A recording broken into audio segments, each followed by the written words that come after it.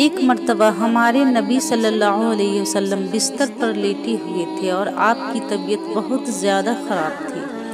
اسی وقت حضرت جبرائیل علیہ السلام آ گئے اور آپ سے فرمایا، اے اللہ کے پیارے نبی، ملک الموت باہر دروازے پر کھڑا ہے اور آپ سے اندر آنے کی اجازت مانگ رہا ہے۔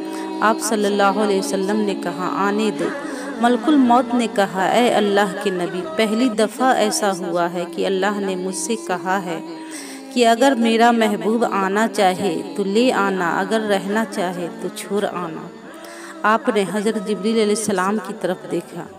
حضرت جبرائیل علیہ السلام نے کہا، عرش پر آپ کے استقبال کی ساری تیاری ہو چکی ہے اور اللہ پاک آپ سے ملنے کا شوق رکھتے ہیں۔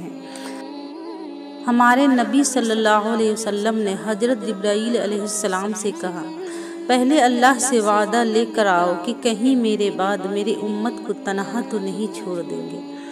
حضرت جبرائیل علیہ السلام گئے اور اللہ سے وعدہ لے کر آ گئے، اور اس کے بعد آپ صلی اللہ علیہ وسلم نے اپنے امت سے کہا کہ اے میرے امتیو، نماز ہمیشہ قائم رکھنا اور اس دنیا سے الوداع کرنا۔ تو دوستو، ایسے ہیں ہمارے نبی صلی اللہ علیہ وسلم، اتنی فکر اپنی امت کی کرتے تھے، اتنی محبت اپنی امت سے کرتے تھے، جو دنیا سے رخصت ہونے سے پہلے اللہ سے اتنا بڑا وعدہ لے لیا۔